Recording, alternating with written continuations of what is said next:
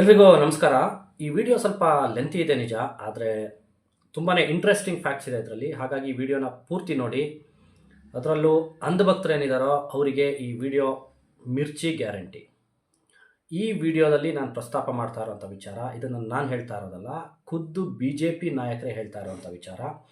ಹಾಗೂ BJP ಪಕ್ಷಕ್ಕಾಗಿ ದುಡಿದಂಥವ್ರು ಏನಿದ್ದಾರೆ ಅವ್ರುಗಳೇ ಹೇಳ್ತಾ ಇರೋಂಥ ವಿಚಾರ. ಇದು ಮೊದಲಿಗೆ ತರುಣ್ ಗೌತಮ್ ಇವರಿಂದ ಪ್ರಾರಂಭ ಆಗುತ್ತೆ. ಇವರು ತಮ್ಮ ಎಕ್ಸ್ ಖಾತೆಯಲ್ಲಿ ಒಂದು ವಿಡಿಯೋನ ಅಪ್ಲೋಡ್ ಮಾಡ್ತಾರೆ.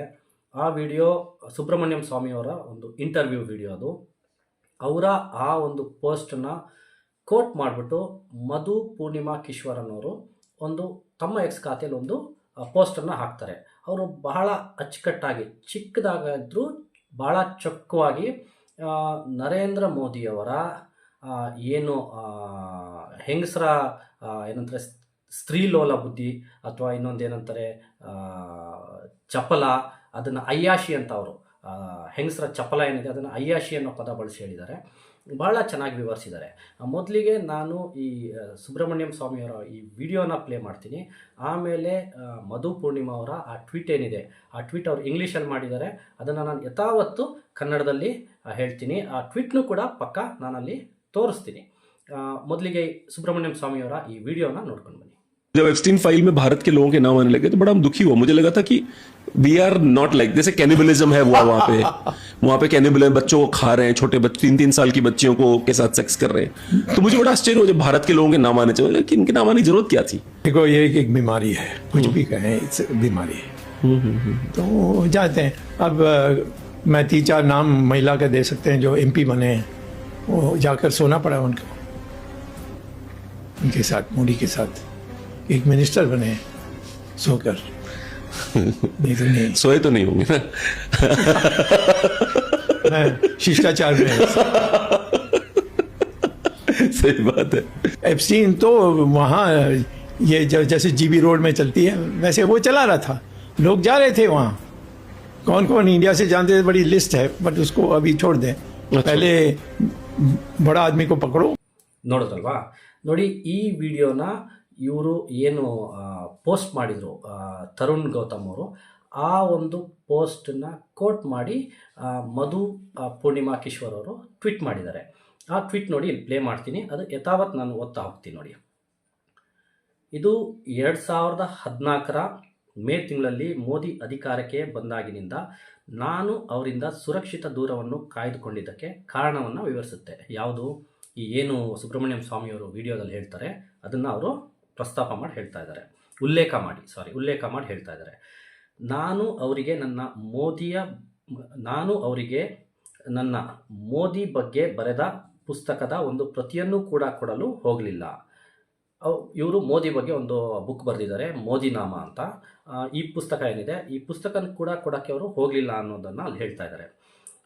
ಅವರ ಆಪ್ತ ಅಧಿಕಾರಿ ಭರತ್ ಲಾಲ್ ಮೂಲಕ ಸಹಿ ಮಾಡದೆ ಕೇವಲ ಒಂದು ಪ್ರತಿಯನ್ನು ಕಳಿಸಿದ್ದೆ. ಮೋದಿ ಅವರೊಂದಿಗೆ ಹತ್ತಿರದ ಸಂಬಂಧ, ಅಂದರೆ ಮೋದಿಯವ್ರ ಜೊತೆಗೆ ಯಾರು ತುಂಬ ಏನಂತಾರೆ ಅನ್ಯೋನ್ಯತೆಯಿಂದ ಇದ್ದರೂ ಅಂಥ ಮಹಿಳೆಯರನ್ನು ಸಂಸದೆಯರನ್ನಾಗಿ ಮತ್ತು ಸಚಿವರನ್ನಾಗಿ ಮಾಡಿದ್ದಾರೆ ಎಂದು ಸಂಘಿ ಅಧಿಕಾರ ವಲಯಗಳಲ್ಲಿ ಆರಂಭದಿಂದಲೇ ಗುಸುಗುಸು ಕೇಳಲಾಗ್ತಿತ್ತು. ಅದಕ್ಕಾಗಿಯೇ ನಾನು ಬಹಳ ಮುಂಚಿತವಾಗಿಯೇ ಎಚ್ಚರಿಕೆ ವಹಿಸಿದ್ದೆ. ಗುಜರಾತ್ ಮುಖ್ಯಮಂತ್ರಿಯಾಗಿದ್ದಾಗ ಮೋದಿಯವರಿಗೆ ವಿಶೇಷ ಸೇವೆಗಳನ್ನು ನೀಡಿದ್ದ ಹಾರ್ದಿಕ್ ಪುರಿ, ಇಲ್ಲಿ ವಿಶೇಷ ಸೇವೆಗಳಂದರೆ ಸ್ಪೆಷಲ್ ಸರ್ವಿಸ್ ಅಂತ ಅವರು ಹೇಳಿದ್ದಾರೆ. ಸ್ಪೆಷಲ್ ಸರ್ವಿಸ್ ಅಂದರೆ ಅದು ಯಾವ ರೀತಿ ಅನ್ನೋದು ಹಾರ್ದಿಕ್ ಪುರಿ ಅವರೇ ಹೇಳಬೇಕು. ಯಾಕಂದರೆ ಹಾರ್ದಿಕ್ ಪುರಿ ಅವರ ಹೆಸರು ಎಪ್ಸ್ಟೀನ್ ಫೈಲ್ಸ್ ಏನಿದೆ ಇದರಲ್ಲೂ ಇದೆ ಅನ್ನೋದು ಈಗಾಗಲೇ ವಿಚಾರಗಳು ಹರಿದಾಡ್ತಾ ಇದೆ. ಹಾಗಾಗಿ ಯಾವ ರೀತಿ ಸ್ಪೆಷಲ್ ಸರ್ವಿಸು, ಆ ರೀತಿ ಸ್ಪೆಷಲ್ ಸರ್ವಿಸ್ ಅನ್ನೋದನ್ನು ಅವರೇ ವಿವರಿಸಬೇಕು, ನಮಗಂತೂ ಗೊತ್ತಿಲ್ಲ. ಅವರೇ ಅಂದರೆ ಹಾರ್ದಿಕ್ ಪುರಿ ಅವರು. ಗುಜರಾತ್ ಮುಖ್ಯಮಂತ್ರಿಯಾಗಿದ್ದಾಗ ಮೋದಿ ಅವರಿಗೆ ವಿಶೇಷ ಸೇವೆಗಳನ್ನು ನೀಡಿದ್ದ ಹಾರ್ದಿಕ್ ಪುರಿ ಮತ್ತು ಜೈಶಂಕರ್ ಮುಂತಾದವರ ಹೆಸರುಗಳು ಕ್ಯಾಬಿನೆಟ್ಗೆ ಸೇರಿಸಿದ ತಕ್ಷಣವೇ ಗುಸುಗುಸುವಾಗಿ ಹಂಚಿಕೊಳ್ಳಲಾಗಿತ್ತು. 2014ರಲ್ಲಿ ನಾನು ಅಮೇರಿಕಕ್ಕೆ ಉಪನ್ಯಾಸಗಳನ್ನು ಕೊಡಲು ಹೋದಾಗ ಅಲ್ಲಿ ಕೂಡ ಅವರ ಅಯ್ಯಾಶಿ ಅಂದರೆ ಅಯ್ಯಾಶಿ ಅಂತ ಬಳಸಿ ನೋಡಿ. ಅಯ್ಯಾಶಿ ಅಂದರೆ ಒಂಥರ ಏನಂತಾರೆ ಈ ಬಿಂದಾಸ್ ಲೈಫ್ ಅಂತ ನಾವು ಅಂದ್ಕೊತೀವಿ. ಬಟ್ ಆ್ಯಕ್ಚುಲಾಗಿ ನೀವು ಅಯ್ಯಾಶಿ ಅನ್ನೋ ಪದನ ಎಲ್ಲಿ ಬಳಸ್ತಾರೆ ಅಂದರೆ ಸ್ತ್ರೀಲೋಲ ಅಥವಾ ಈ ಚಪಲ ಈ ಸ್ತ್ರೀ ಚಪಲ ಇರೋಂಥವ್ರು, ಆಮೇಲೆ ಒಂಥರ ಈ ಶೋಕಿವಾಲ, ಈ ರೀತಿಯಾದಂಥ ವಿಚಾರಗಳಿಗೆ ಆ ಪದನ ಬಳಸ್ತಾರೆ. ನೀವು ಕರೆಕ್ಟಾಗಿ ಗಮನಿಸಿದ್ರೆ ಅವರಲ್ಲಿ ಅಯ್ಯಾಶಿ ಅನ್ನೋ ಪದನ ಉಪಯೋಗಿಸಿದ್ದಾರೆ. 2014ರಲ್ಲಿ ನಾನು ಅಮೇರಿಕಕ್ಕೆ ಉಪನ್ಯಾಸಕ್ಕಾಗಿ ಹೋದಾಗ ಅಲ್ಲಿ ಕೂಡ ಅವರ ಅಯ್ಯಾಶಿಯ ಕಥೆಗಳು ತುಂಬ ಹರಡಿದ್ದವು. 12ನೇ ತರಗತಿ ಪಾಸ್ ಸ್ಮೃತಿ ಇರಾನಿ ಅವರನ್ನು ಶಿಕ್ಷಣ ಸಚಿವರನ್ನಾಗಿ ನೇಮಿಸಿದ್ದು ಹಿಂದೆ ಜನರಿಗೆ ತಿಳಿಯದಿದ್ದ ಇತರ ಹಗರಣ ಅಂದರೆ ಈ ರೀತಿಯಾದಂಥ ವಿಚಾರಗಳು ಆಯಿತಾ, ಬಲವಾದ ಪುರಾವೆಯನ್ನು ನೀಡಿತ್ತು. ಇಲ್ಲಿ ನೋಡಿ, ಮನ್ಸಿ ಸೋನಿ ಸಂಬಂಧಿತ ಹಗರಣವು ಈಗಾಗಲೇ ಸುಪ್ರೀಂ ಕೋರ್ಟ್ಗೆ ತಲುಪಿದೆ. ಮನ್ಸಿ ಸೋನಿ, ಇದು ಯಾರು ಮನ್ಸಿ ಸೋನಿ? ಈ ಮನ್ಸಿ ಸೋನಿ ಯಾರು? ಇದ್ರ ಬಗ್ಗೆ ನಾನು ಹೇಳೋದಕ್ಕಿಂತ ಇದ್ರ ಬಗ್ಗೆ ವಿವರವಾಗಿ ತಿಳಿಸಿರೋಂಥ ಒಂದು ವಿಡಿಯೋನ ಪ್ಲೇ ಮಾಡ್ತೀನಿ. ಈ ವಿಡಿಯೋದಲ್ಲಿ ಮಾತಾಡಿರೋದು ಬೇರೆ ಯಾರೋ ಅಲ್ಲ, ಅಥವಾ ಇದಕ್ಕೂ ಅದಕ್ಕೂ ಸಂಬಂಧ ಇಲ್ಲ ಅಂತ ಹೇಳುವಂಥ ವ್ಯಕ್ತಿ ಅಲ್ಲ. ಅವರು BJPಯ ಮಿನಿಸ್ಟರ್. ಅವ್ರ ಹೆಸರು ಕಪಿಲ್ ಮಿಶ್ರಾ ಅಂತ ಹೇಳ್ಬಿಟ್ಟು. ಇವರು BJPಯ ಮಿನಿಸ್ಟರ್. ಇವರು ಡೆಲ್ಲಿಯಲ್ಲಿ ಇವರು ಮಿನಿಸ್ಟರ್. ಇವರು ಎಲ್ಲೋ ಮಾತಾಡಿರೋದಲ್ಲ. ಇದು ಯಾವುದೋ ಒಂದು ಕುಡ್ಕೊಂಡು ಯಾವುದೋ ಬಾರಲ್ಲಿ ಮಾತಾಡಿರೋದಲ್ಲ, ಅಥವಾ ಯಾವುದೋ ಚುನಾವಣಾ ಭಾಷಣದಲ್ಲಿ ಮಾತಾಡಿರೋದಲ್ಲ. ಇವರು ಡೆಲ್ಲಿ ಅಸೆಂಬ್ಲಿಲಿ ಮಾತಾಡಿರೋವಂಥದ್ದು. ಹಾಗಾಗಿ ಎಷ್ಟು ಗಂಭೀರವಾಗಿದೆ ಈ ವಿಚಾರ ಅನ್ನೋದು ನಿಮಗೆ ಗೊತ್ತಾಗುತ್ತೆ. ಈ ವಿಡಿಯೋನ ನೋಡ್ಕೊಂಡು ಬನ್ನಿ. लोगों को एक ऑडियो सीडी, एक सीडी मैं इस विधानसभा में ऑन रिकॉर्ड रखना चाहता हूं, और ये सीडी अमित शाह की है।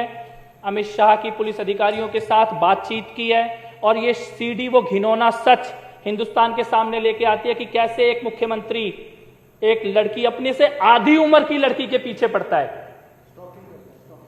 और पीछे कैसे पड़ता है, पूरी की पूरी पुलिस उसके पीछे लगाता है। केवल पुलिस नहीं, वहां की इंटेलिजेंस एजेंसी और यहां तक कि ATS के अधिकारियों तक को भी एक लड़की के पीछे लगा देता है, उसकी एक एक पल की खबर रखने के लिए। पुलिस अधिकारियों के बीच में खुद पुलिस अधिकारी सिंघल, 267 फोन कॉल का रिकॉर्ड है, 267 कॉलों का रिकॉर्ड दिया गया है, CBI के पास भी दिया गया था। और इसमें सिंघल ने खुद बोला है, अगस्त से लेकर सितंबर 2009 के बीच में उस लड़की के प्राइवेट मूवमेंट और प्राइवेट कन्वर्जेशंस को रिकॉर्ड करने के लिए, पीछा करने के लिए अमित शाह किस तरीके से पुलिस वालों को निर्देश दे रहे हैं। मैं चाहता हूं सदन के अंदर उस सीडी को चलाया जाए। जी सर, क्या है हमारा कंपनी में जो लोकेशन लीधु एम 14 ने 2900 लोकेशन पर त्या जावे सर, 2 ने 2900 पर जी। પેલા છોકરા જોડે ગયા નથી બાર ના સર, ભાઈ જો સાહેબ ને બધી ખબર પડી જાય આપણો સર આપણા માણસો બિલકુલ ક્યાં છે સર? મને લોકેશન પણ હું કંપનીમાંથી બી લેતો રહું છું, એટલે પરફેક્ટ લોકેશન આપે છે. લોકેશનમાં કેવું થાય છે આજુબાજુ જાય એટલે એનું એ જ રહે ને સર ટાવર એકલું એક જ બતાવી રહ્યું છે, એનું જે સેલ આઈડી આવે છે. બીજું સેલ આઈડી આવતી હોય તો ખબર પડી જાય કે બીજી સેલ આઈડી પર પકડે છે. ભલે છે जी सर। इसमें अमित शाह जी सिंघल नाम के अधिकारी को कह रहे हैं कि वो जहां गुजराती में ये बात है रही, और उनको ये बोल रहे हैं कि उस जगह के मोबाइल टावर की सारी रिकॉर्डिंग ले लो, जिस होटल में वो रुकी है सारी रिकॉर्डिंग ले लो, और जो लड़का उस लड़की से मिलने के लिए आने वाला है उसके सारे डिटेल चाहिए। आगे सुनिए। એ લગભગ જવાના છે પેલા સાહેબ જોડે માહિતી सर सर सर આ પેલા देन ना सर? हाँ जी जी सर। એટલે સાંજે કહું વિમાન છે જોઈ લેજો ને हाँ जी सर, હું જાણ કરી આપો છે ફોન કરે ગોયર વાળું जी सर। પેલા ભાઈ ભાવનગર પહોંચી ગયા हाँ पहुंची गया सर, लोकेशन में ले लो, रात में पहुंची गया सर। હવે જો એ આ છોકરી મુંબઈ જવાની હોય ને सर તો પેલો મુંબઈ ના જાય હો right right sir, right sir, right. હું શું સમજે ને हाँ समझी गया, समझी गया। જરા જોડાવજો ને जी जी जी जी અને સાંજના વિમાન જરા જોડાઈ લો जी जी जी जी सर। वो लड़की शाम की फ्लाइट से मुंबई जाने वाली है, और मोदी जी अधिकारी को कह रहे हैं कि गो एयर की फ्लाइट है, किसी हालत में भी मुंबई नहीं पहुंचनी चाहिए। अमित शाह बोल रहे हैं, और बार बार बोल रहे हैं कि साहब को सब पता है, साहब को सब पता है, साहब पता करना चाहते हैं इस लड़की के बारे में, साहब को सब पता है, और किसी भी हालत में ये मुंबई नहीं पहुंचनी चाहिए लड़की। સર કઈ ખબર પડે છે આગળ ના સર, મેં પેલા કહ્યું છે, મને જોઈને આપે છે સર, કહે છે સર। કારણ કે સાહેબના ફોન પર ફોન કરે નહીં, મને જાણ કરે છે સર, હમણાં 10-15 મિનિટ લાગશે આ સર। એરપોર્ટ પર શું થયું છે પછી આગળ સર પેલો છોકરો મૂકીને નીકળી ગયો છે, આપણા માણસો જો ત્યાં જ છે, હજુ ફ્લાઇટ ઉપડવામાં 10 મિનિટની વાર છે जी। સર હવે મેં જોઈ લીધી છે, હોટલ પણ જોઈ લીધી છે, માણસો પણ બરાબર ગોઠવેલા છે, તમામ વ્યવસ્થા થઈ ગયેલી સર. ત્યાં મતલબ મેઇન ગેટની સામે જ આપણો એક માણસ ગોઠવાઈ ગયો છે, એટલે એ ત્યાંથી નીકળશે ત્યાંથી ફોલો ચાલુ થઈ જશે એનો. બહાર મેઇન રોડ પર બી એક માણસ છે, આગળ પણ એક માણસ છે આપણે અંદર છે કે નહીં તો જોડાવ. હા, ખાતરી કરેલી જોડાવશે. જી ખાતરી કરેલી સર. પેલું ઇન્ટરસેપ્શનમાં એવું આવ્યું છે કે એક દિવસ એક્સટેન્ડ કરાયો છે એને, બસ એવું. એ તો બરોબર છે. જી રાઈટ સર, એ ખાતરી કરેલું સર. જી જી. હા સર, પછી મને ફોન જી જી શૈલેષ જોડ્યો ને ડાયરેક્ટર મિટિંગમાં. જી જી જી સર. શૈલેષ જોડ્યો તો મહેમાન અંદર જ કેટલું કેવડો. જી જી સર. સર સર હાજી હાજી સાહેબના સર વાત થઈ લોકો સાથે બારે જઈએ બે વાર આપણા માણસો બરોબર હિંમત થઈ ગયા. હાજી સર. અત્યારે તો ત્યાં જ છે પણ શોપિંગ બી કરી આવ્યા. જી. અને પેલા છોકરાને લઈ જેને જોવા નતો.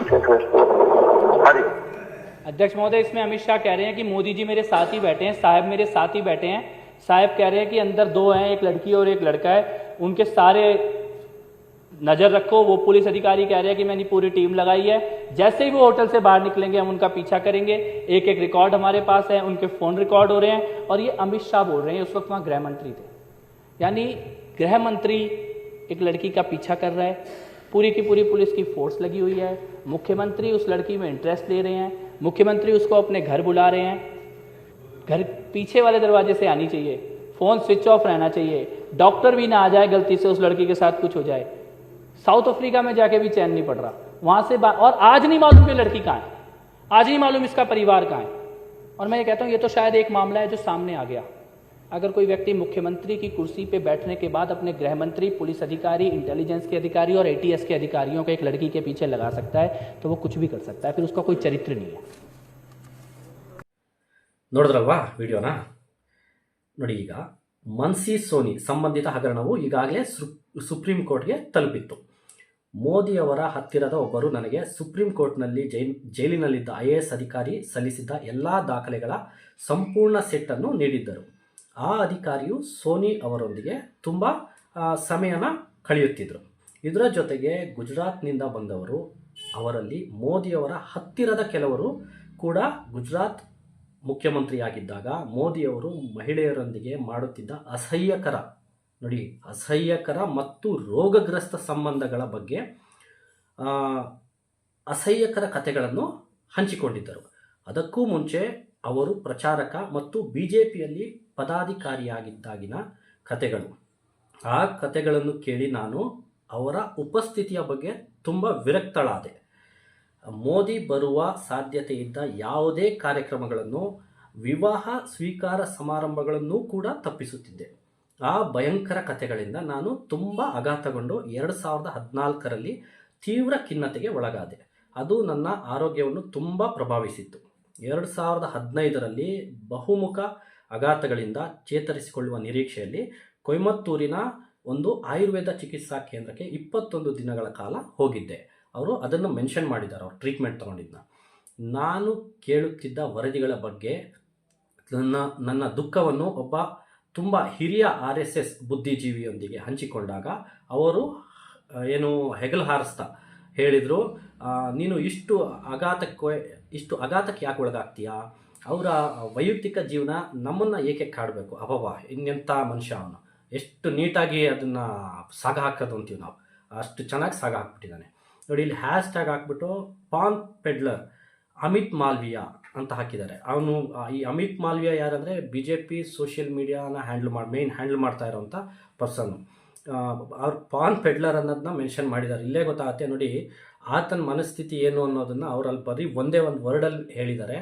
ಈ BJP IT ಸೆಲ್, ಈ BJP IT ಸೆಲ್ ಆಗಿರ್ಬೋದು, ಅಥವಾ ಈ BJP ಅಂಧಭಕ್ತರು ಏನು ನಮಗೆ ಬಂದು ಕಮೆಂಟ್ ಮಾಡ್ತಾರಲ್ಲ, ಅವ್ರ ಕಮೆಂಟ್ಗಳು ಯಾಕೆ ಅಷ್ಟು ವರ್ಸ್ಟ್ ಆಗಿರುತ್ತೆ, ಯಾಕೆ ಅವ್ರ ಪದ ಬಳಕೆ ಅಷ್ಟು ವರ್ಸ್ಟ್ ಆಗಿರುತ್ತೆ, ಯಾಕೆ ಅವರ ಒಂದು ರಿಯಾಕ್ಷನ್ ಅಷ್ಟು ಅಸಂವಿಧಾನಿಕವಾಗಿರುತ್ತೆ ಅನ್ನೋದು ಇಲ್ಲಿ ಇವರು ಹೇಳಿರೋ ಒಂದು ಪದದಲ್ಲೇ ಅರ್ಥ ಆಗುತ್ತೆ. ಅವರ ಯಾರು ಚೀಫ್ ಇದ್ದಾನೆ ಅವನೇ ಅಂಥ ಲೋ ಲೆವೆಲಲ್ಲಿ ಇರ್ಬೋದು. ಹಾಗಾಗಿ ಅವನನ್ನು ಫಾಲೋ ಮಾಡೋವಂಥ ಅವನ ಏನಂತಾರೆ ಟೀಮ್ ಮೆಂಬರ್ಸ್ ಇನ್ಯಾವ ರೀತಿ ಇರೋಕ್ಕೆ ಸಾಧ್ಯ? ಅವರು ಕೂಡ ಅದೇ ರೀತಿ ಇರ್ತಾರೆ. ಹಾಗಾಗಿ ಅವ್ರು ಬಳಸಿರೋದು ನೋಡಿ #, ಪಾನ್ ಪೆಡ್ಲರ್ ಅಮಿತ್ ಮಾಲ್ವಿಯಾ ಅವರನ್ನು ಬಿಜೆಪಿಯ ಸೋಷಿಯಲ್ ಮೀಡಿಯಾ ಇನ್ಚಾರ್ಜ್ ಆಗಿ ನೇಮಿಸಿದ್ದು ಬಿಜೆಪಿ ಮೇಲ್ಮಟ್ಟದ ನಾಯಕರ ಪ್ರವೃತ್ತಿಗಳಿಗೆ ಮತ್ತೊಂದು ಪುರಾವೆ.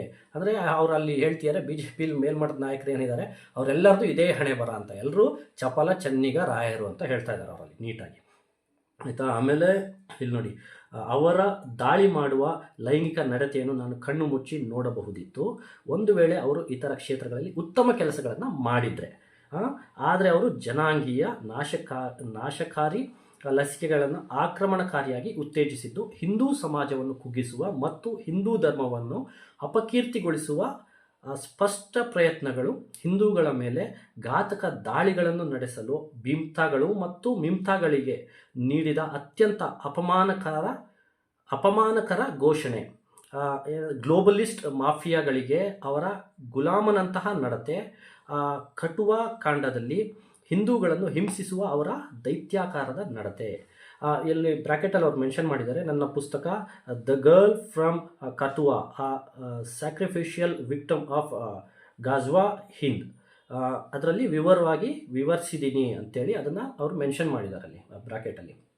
ಆಮೇಲೆ ನೋಡಿ ಹೇಳ್ತಾರೆ ಇಲ್ಲಿ, ಮತ್ತು ಬೇರೆ ಬಹಳಷ್ಟು ಕಾರಣಗಳಿಂದಾಗಿ ಮೊದಲ ಅವಧಿಯಲ್ಲೇ ನನಗೆ ಅರಿವಾಯಿತು, ನಾವು ಒಬ್ಬ ಸೈತಾನಿಕ, ನೋಡಿ ಅಲ್ಲಿ ಹೇಳಿದ, ನಾವು ಒಬ್ಬ ಸೈತಾನಿಕ ಆಡಳಿತಗಾರನನ್ನು ಭಾರತವನ್ನು ನಾಶಪಡಿಸಲು ಮತ್ತು ಹಿಂದೂಗಳನ್ನು ನಾಶ ಮಾಡಲು, ನೋಡಿ ಇಲ್ಲಿ ಭಾರತವನ್ನು ನಾಶಪಡಿಸಲು ಮತ್ತು ಹಿಂದೂಗಳನ್ನು ನಾಶ ಮಾಡಲು ಅಧಿಕಾರಕ್ಕೆ ತಂದಿರುವ CIA ಪ್ಲಾಂಟ್ ಅನ್ನು ಹೊಂದಿದ್ದೇವೆ ಅಂತ ಅವರು ಅಲ್ಲಿ ಹೇಳಿದ್ದಾರೆ, ಹೊಂದಿದ್ದೇವೆ ಎಂದು. ಮೋದಿ ಅವರ ವ್ಯಕ್ತಿತ್ವದ ಅಸ್ವಸ್ಥತೆಗಳು ನನಗೆ ಒಂದು ವಿಷಯವನ್ನು ಖಚಿತಪಡಿಸಿವೆ. ನಮ್ಮ ನಾಯಕರ ಲೈಂಗಿಕ ಭ್ರಷ್ಟಾಚಾರದ ಬಗ್ಗೆ ನಾವು ಬಹಳ ಹೆಚ್ಚು ಗಮನ ಹರಿಸಬೇಕು. ನೋಡಿ ಇಲ್ಲಿ ಹೇಳ್ತಾರವರು, ನಮ್ಮ ನಾಯಕರ ಲೈಂಗಿಕ ಭ್ರಷ್ಟಾಚಾರದ ಬಗ್ಗೆ ನಾವು ಬಹಳಷ್ಟು ಹೆಚ್ಚು ಗಮನ ಹರಿಸಬೇಕು. ಈ ಕ್ಷೇತ್ರದಲ್ಲಿ ರಾಜಿ ಆಗಿರುವವರು ಆರ್ಥಿಕ ಭ್ರಷ್ಟಾಚಾರಿಗಳಿಗಿಂತಲೂ ಸುಲಭವಾಗಿ ಭಾರತದ ಶತ್ರುಗಳಿಂದ ಬ್ಲ್ಯಾಕ್ ಮೇಲ್ಗೆ ಒಳಗಾಗುತ್ತಾರೆ. ನೋಡಿ ಎಷ್ಟು ಚೆನ್ನಾಗಿ ವಿವರಿಸಿದ್ದಾರೆ ಅಂದರೆ, ಈ ರೀತಿಯಾದಂಥ ಹೆಣ್ಣಿನ ಒಂದು ವೀಕ್ನೆಸ್ ಇದೆಯಲ್ಲ, ಇಂಥವ್ರು ಏನಿದ್ದಾರೆ ಇವರು ಆರ್ಥಿಕ ಭ್ರಷ್ಟರು ಯಾರಿದ್ದಾರೆ, ಈ ಹಣನ ಲಂಚ ತಗೊಳ್ಳೋದಾಗಿರ್ಬೋದು ಅಥವಾ ಇನ್ಯಾವುದೋ ಕಮಿಷನ್ ತಗೊಳ್ಳೋದಾಗಿರ್ಬೋದು, ಇವ್ರಿಗಿಂತ ತುಂಬ ಡೇಂಜರಸ್ ಇವರು. ಯಾಕೆಂದರೆ ಅವ್ರು ಹಣ ತೊಗೊಂಡು ಅವ್ರದ್ದೇನೋ ಮಾಡ್ಕೊಂಡು ಸುಮ್ಮನಾಗ್ಬಿಡ್ತಾರೆ, ಕೆಲಸ ಮಾಡ್ಕೊಂಡು ಸುಮ್ಮನಾಗ್ಬಿಡ್ತಾರೆ. ಆದರೆ ಈ ರೀತಿಯಾದಂತಹ ಹೆಣ್ಣಿನ ವೀಕ್ನೆಸ್ ಇರೋಂಥವ್ರು ನಮ್ಮ ಏನು ಭಾರತದ ಶತ್ರುಗಳು, ಅಂದರೆ ಶತ್ರು ರಾಷ್ಟ್ರಗಳು ಇವ್ರನ್ನ ಈಸಿಯಾಗಿ ಬ್ಲ್ಯಾಕ್ ಮೇಲ್ ಮಾಡ್ಬೋದು. ಈ ರೀತಿಯಾದ ಏನು ಹನಿ ಟ್ರ್ಯಾಪ್ ಅಂತ ಏನು ಕರಿತೀವಿ, ಈ ರೀತಿಯಾದ ವಿಚಾರಗಳಾಗಿರ್ಬೋದು ಅಥವಾ ಬೇರೆ ಬೇರೆ ನಾನಾ ರೀತಿಗಳಲ್ಲಿ ಇವ್ರನ್ನ ಈಸಿಯಾಗಿ ಬ್ಲ್ಯಾಕ್ ಮೇಲ್ ಮಾಡ್ಬೋದು. ಅಂದರೆ ಇವ್ರು ಈಸಿಯಾಗಿ ಬ್ಲ್ಯಾಕ್ ಮೇಲ್ ಒಳಗಾಗ್ತಾರೆ ಅಂತ ಅವರು ತಿಳಿಸಿದ್ದಾರೆ. ಅಷ್ಟೇ ಅಲ್ಲ, ಅವರು ದಿನವೊಂದರಿಂದಲೇ ಹೇಗೆ, ಅಂದರೆ ಅವರು ಅಂದರೆ ನಮ್ಮ ಮೋದಿಜಿಯವರು ದಿನವೊಂದರಿಂದಲೇ ಹೇಗೆ ಬ್ಲ್ಯಾಕ್ ಮೇಲ್ ಆಗುತ್ತಿದ್ದಾರೆ ಎಂಬುದಕ್ಕೆ ಶೀಘ್ರದಲ್ಲೇ ಪುರಾವೆ ನೀಡುತ್ತೇನೆ ಅಂತ ಬರೆದಿದ್ದಾರೆ. ಅಷ್ಟೇ ಅಲ್ಲ, ಆದ್ದರಿಂದಲೇ ಆ ಅಸಹ್ಯ 56 ಇಂಚಿನ ಬಡಾಯಿ ಅಂದರೆ ಬರೀ ಬೊಗಳೆ ಅಂತ, ಅಂದರೆ ಬರೀ ಬಾಯಿ ಬಡ್ಕ, ಅಂದರೆ ಕೈಲಾಗದವನು ಅಂತಲೂ ಅನ್ಬೋದು. ಇಷ್ಟನ್ನು ಇವರು ಬರೆದಿದ್ದಾರೆ. ಈ ಒಂದು ಟ್ವೀಟ್ ಏನಿದೆ ಇದು ಒಂದು ರೀತಿ ಸಂಚಲನನೇ ಮೂಡಿಸ್ಬಿಟ್ಟಿದೆ. ಈ ಟ್ವೀಟ್ ಇವ್ರು ಮಾಡಿದ ಮೇಲೆ ಇದ್ರ ಬಗ್ಗೆ ಬಹಳ ಚರ್ಚೆ ಆಗ್ತಿದೆ. ಆಮೇಲೆ ಇನ್ನೂ ಒಂದು ವಿಡಿಯೋ ನೋಡಿದೆ, ಅದು ಅವರು ಕೂಡ ಈ ವಿಚಾರವಾಗಿ ಬಹಳ ಹೇಳಿದ್ದಾರೆ, ಏನೇನು ರೀತಿಯಲ್ಲಿ ಮಹಿಳೆಯರಿಗೆ ಯಾವ್ಯಾವ ರೀತಿಯಲ್ಲಿ ಅವರು ಬಳಸ್ಕೊತಿದ್ದಾರೆ ಅಂತ. BJPಯ ಒಬ್ಬರು ಮಹಿಳಾ ಸದಸ್ಯೆ ಮಾತಾಡಿರುವಂಥ ವಿಡಿಯೋನು ಇಲ್ಲಿ ಪ್ಲೇ ಮಾಡ್ತೀನಿ. ಈ ಒಂದು ವಿಡಿಯೋನು ನೋಡಿ, ಅದರಲ್ಲಿ ಯಾವ ರೀತಿ ಹೆಣ್ಮಕ್ಳನ್ನ ಇವರು ಶೋಷಣೆ ಮಾಡ್ತಿದ್ದಾರೆ ಅನ್ನೋದನ್ನ ಅವರು ಅಲ್ಲಿ ಹೇಳಿದ್ದಾರೆ. ಈ ವಿಡಿಯೋ ನೋಡ್ಕೊಂಡು ಬನ್ನಿ. विजय गोयल के पर्सनल मैसेज है मेरे पास, उसने मुझे you are hot bomb sexy bomb ये मैसेज कर दिया दारू पी के रात को अपने पर्सनल नंबर से। आज उसको कोई भी फाइल पास करानी हो ना तो वो डरता है, उसको एक बार ये बोल दो बॉबी की फाइल है, उसको ये पता है मीडिया में दे देगी। बट मेरे को अमित शाह जी थे, नितिन गडकरी जी थे, मोहन भागवत जी थे, उन्होंने कहा बेटे आप क्या चाहते हो। मेरे को ये गुस्सा था, मैंने कहा किसी मेहनती लड़की को तो छोड़ दो आप लोग, हम अपने पर्सनल रिलेशन से किसी से भी दोस्ती करें, इसकी क्या हिम्मत औकात इसकी कि ये मुझे और बनिया की लड़कियों की तरह समझे। मेरे को इतने गंदे मैसेज करने की जरूरत क्या, और रीड करके दूसरे को भी दिखा रहा है कि बॉबी को मैंने मैसेज भेजे हुए, क्या हमारी सेल्फ रिस्पेक्ट नहीं है। तो उस टाइम प्रदेश अध्यक्ष थे, उसी टाइम हटा दिया था इसको प्रदेश अध्यक्ष की पोस्ट से। मेरे को बोला कि आप मीडिया में आकर, मैं इतनी गंदी नहीं हूँ, हम बहन भाइयों को भी परिवार में झगड़ा होता है कि हम उसको बाहर थोड़ी हाईलाइटेड करते हैं, मैं जिंदगी भर कभी मीडिया में नहीं दूंगी मैसेज। 3-3 करोड़ की आज भी ऑफर आई हुई कांग्रेस की तरफ से कि वो मैसेज दे दो बस। बट मुझे पता है मैं इस परिवार का हिस्सा, अच्छा इंसान। नितिन गडकरी जी है, नितिन गडकरी जी, मेरी एक लड़की थी मेरे साथ एक अटैच, ये उसको बुलाते थे अपने पास। आप तो सारी बातें जानते हो, ये कभी जिंदगी में मेरे काम को मना नहीं करते। ನೋಡಿದ್ರಲ್ವಾ, ಈ ವಿಡಿಯೋದಲ್ಲಿ ಕೂಡ ಅವರು ಯಾವ ರೀತಿ ಹೆಣ್ಣು ಮಕ್ಕಳನ್ನ ಅವರು ಬಳಸ್ಕೊಳ್ಳೋಕ್ಕೆ ಒಂದು ಪ್ರಯತ್ನ ಪಡ್ತಾರೆ ಅನ್ನೋದನ್ನು ಅವರು ವಿವರವಾಗಿ ತಿಳಿಸಿದ್ದಾರೆ. ಆಮೇಲೆ ಇದ್ರ ಜೊತೆಗೆ ಇನ್ನೂ ಒಂದು ವಿಡಿಯೋ ಇದೆ ಸುಬ್ರಹ್ಮಣ್ಯಂ ಸ್ವಾಮಿ ಅವ್ರದ್ದು, ಆ ವಿಡಿಯೋನು ಕೂಡ ನೋಡ್ಕೊಂಡು ಬನ್ನಿ. जो पहले जानता था हमारे प्रधानमंत्री के चरित्र, वो दबा के रखी थी जो असली थी। तो कई चीजों में मैं, कई निजी मामले हैं जो मैं बोलता नहीं हूँ, परंतु बहुत दुख किया कई महिलाओं का। मोदी जी ने जो व्यवहार किया, एक तो भाग के अमेरिका में छिप गई है। अच्छा, हाँ, मानसी सोनी उसका नाम है। ये सर जिस महिला का आपने नाम लिया सोनी, हाँ, क्या केस है सर उनका, अगर आप बता सकते हैं तो? उसने उसको कैदी बना के रखा। क्या नाम था सर? मानसी सोनी। अभी अमेरिका में? अभी अमेरिका में है, कहाँ है पता नहीं, बट अमेरिका चले गई थी, ये जानता हूँ। अच्छा, ऐसे ना जाने पता नहीं कितने राज होंगे आपके पास। इस पास तो बात है। ನೋಡಿದ್ರಲ್ವಾ ಈ ವಿಡಿಯೋನ? ನೋಡಿ, ಇದನ್ನು ಈ ವಿಚಾರಗಳನ್ನ ನಾವು ಯಾಕೆ ಸೀರಿಯಸ್ ಆಗಿ ತೊಗೋಬೇಕು ಅಂತ ಹೇಳಿದ್ರೆ, ಅಲ್ಲಿ ಮಧು ಪೂರ್ಣಿಮಾ ಅವ್ರು ಹೇಳಿದಾಗೆ ಈ ರೀತಿಯಾದಂತಹ ಒಂದು ಗುಣನ ಏನು, ಈ ರೀತಿಯಾದಂಥ ಮನಸ್ಥಿತಿ ಇರೋರು ಈಸಿಯಾಗಿ ಇವರು ಟ್ರ್ಯಾಪ್ ಆಗಿಬಿಡ್ತಾರೆ. ಹಾಗಾಗಿ ಇವ್ರನ್ನ ಟ್ರ್ಯಾಪ್ ಮಾಡಿ ಬ್ಲ್ಯಾಕ್ ಮೇಲ್ ಮಾಡಿ ಇವ್ರನ್ನ ತಾಳಕ್ಕೆ ತಕ್ಕಂತೆ ಹೆಂಗೆ ಬೇಕಾದರೂ ಕುಣಿಸ್ತಾರೆ ಶತ್ರು ರಾಷ್ಟ್ರದವರು. ಹಾಗಾಗಿ ಇಲ್ಲಿ ಏನು ಇಷ್ಟು ದಿನ ಶ್ರೀರಾಮಚಂದ್ರನೇ ಅವತಾರ ಎತ್ತಿ ಬಂದಿದ್ದಾನೆ ಅನ್ನೋ ರೀತಿ ಬಿಂಬಿಸ್ತಾ ಇದ್ರು, ಇವ್ರುಗಳು ಸ್ಪಷ್ಟೀಕರಣ ಕೊಡಿ. ಒಂದು ವೇಳೆ ನೀವು ಹೇಳ್ದಂಗೆ ಅವರು ಶ್ರೀರಾಮಚಂದ್ರನೇ ಆಗಿದ್ದರೆ, ಇವ್ರುಗಳು ಏನು ಈಗ ಹೇಳಿಕೆ ಕೊಡ್ತಾ ಇದ್ದಾರಲ್ಲ, ಈ ಹೇಳಿಕೆ ಸುಳ್ಳಾಗಿದ್ದರೆ ಇವ್ರುಗಳ ಮೇಲೆ ಕೇಸ್ ಮಾಡಿ ಇವ್ರುಗಳನ್ನು ಜೈಲಿಗೆ ಹಟ್ಟಿಸಿ, ಅದು ಬಿಟ್ಬಿಟ್ಟು ನೀವು ಸುಮ್ಮನೆ ಬಿಟ್ಟಿದ್ದೀರಾ ಅಂದರೆ ಎಲ್ಲೋ ಒಂದು ರೀತಿ ಇದರಲ್ಲಿ ಸತ್ಯ ಇದೆ ಅಂತ ಜನಗಳಿಗೂ ಅನ್ಸಕ್ಕೆ ಸ್ಟಾರ್ಟ್ ಆಗುತ್ತೆ. ಎಲ್ಲೋ ಒಂದು ರೀತಿ ಸತ್ಯ ಇರ್ಬೋದೇನೋ ಅಂತ ನನಗೂ ಅನ್ನಿಸ್ತಾ ಇದೆ. ಯಾಕಂತ ಹೇಳಿದ್ರೆ ಇವರು ಹೇಳ್ತಾ ಇರೋದು ಸುಳ್ಳು. ಸುಬ್ರಹ್ಮಣ್ಯ ಸ್ವಾಮಿ ಆಗಿರ್ಬೋದು, ಯಾರು BJP ಸದಸ್ಯ ಆಗಿರ್ಬೋದು, ಅಥವಾ ಈ ಮಧು ಪೂರ್ಣಿಮಾ ಇರ್ಬೋದು, ಇವರೆಲ್ಲ ಹೇಳ್ತಾ ಇರೋದು ಸುಳ್ಳು. ಇವರು ಒಂದು ಮಾಡ್ತಾ ಇರೋಂಥ ಆರೋಪ ಸಂಪೂರ್ಣ ಸುಳ್ಳು ಅನ್ನೋದಾದರೆ ಅದನ್ನು ಸಾಬೀತು ಮಾಡಿ, ಆ ಸುಳ್ಳು ಅನ್ನೋ ಇವ್ರು ಹೇಳ್ತಾ ಇರೋ ಸುಳ್ಳು ಅನ್ನೋದನ್ನು ಸಾಬೀತು ಮಾಡಿ, ಸತ್ಯ ಏನು ಅನ್ನೋದನ್ನ ಜನತೆಗೆ ತೋರಿಸಿ. ಕೊನೆಯಲ್ಲಿ ಈ ಒಂದು ಮಾತನ್ನು ಹೇಳೋಕ್ಕೆ ಇಷ್ಟಪಡ್ತೀನಿ. ಮೋದಿಯವರು ನಾನು ದೇಶಕ್ಕೋಸ್ಕರ ಮನೆ ಬಿಟ್ಟೆ, ಕುಟುಂಬ ಬಿಟ್ಟೆ ಅನ್ನೋದನ್ನು ಹೇಳಿಕೊಂಡು ತಾನೇನೋ ದೊಡ್ಡ ತ್ಯಾಗಮಯಿ ಅನ್ನೋ ರೀತಿ ಬಿಂಬಿಸುವಂತಹ ಭಾಳಷ್ಟು ಪ್ರಯತ್ನಗಳನ್ನು ಮಾಡಿದ್ದಾರೆ. ಇದನ್ನೇ ನಾನು ಸುಮ್ಮನೆ ಹೇಳ್ತಾ ಇಲ್ಲ, ಅದರದ್ದು ವಿಡಿಯೋ ಇದೆ, ಒಂದು ಸತಿ ನೋಡ್ಬಿಡಿ ಆ ವಿಡಿಯೋ. मेरे देशवासियों, मैंने घर, परिवार,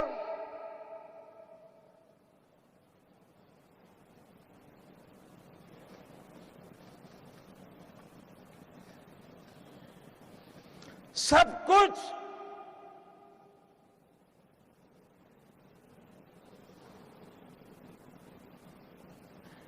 देश के लिए छोड़ा है। ನೋಡಿದ್ರಲ್ವಾ? ಈಗ ಮೋದಿಜಿ ಹೇಳೋದನ್ನ ತಾವುಗಳು ಕೇಳಿಸ್ಕೊಂಡ್ರಿ. ಇವರು ನಿಜವಾಗ್ಲೂ ದೇಶಕ್ಕೋಸ್ಕರ ಕುಟುಂಬನ ಬಿಟ್ರಾ, ಅಥವಾ ಇವರ ಈ ಚಪಲಗಳೇನಿದೆ, ಇವರ ಈ ಚಂಗ್ಲು ಬುದ್ಧಿ ಏನಿದೆ, ಇದನ್ನೆಲ್ಲ ಸಹಿಸ್ಕೊಳ್ಳೋಕ್ಕಾಗದೇ ಇವರನ್ನೇ ಬಿಟ್ಟು ಅವರು ಹೋದ್ರಾ ಅನ್ನೋವಂಥ ಒಂದು ಪ್ರಶ್ನೆ ಕೂಡ ಇಲ್ಲಿ ಮೂಡುತ್ತೆ. ವಿಡಿಯೋನ ಕೊನೆ ತನಕ ನೋಡಿದ್ದಕ್ಕೆ ಧನ್ಯವಾದಗಳು. ಈ ವಿಡಿಯೋದಲ್ಲಿರುವಂತಹ ವಿಚಾರ ಇನ್ನಷ್ಟು ಜನರಿಗೆ ತಲುಪಬೇಕು ಅಂತ ನಿಮ್ಗೆ ಅನಿಸಿದರೆ ದಯವಿಟ್ಟು ಈ ವಿಡಿಯೋನ ಆದಷ್ಟು ಶೇರ್ ಮಾಡಿ, ಇನ್ನಷ್ಟು ಜನರಿಗೆ ಈ ವಿಚಾರಗಳು ತಿಳಿಲಿ ಅಂತ ಹೇಳ್ತಾ ಈ ವಿಡಿಯೋಗೆ ವಿರಾಮನ ಕೊಡ್ತೀನಿ. ವಂದೇ ಮಾತರಂ, ಭಾರತ್ ಮಾತಾ ಕಿ ಜೈ.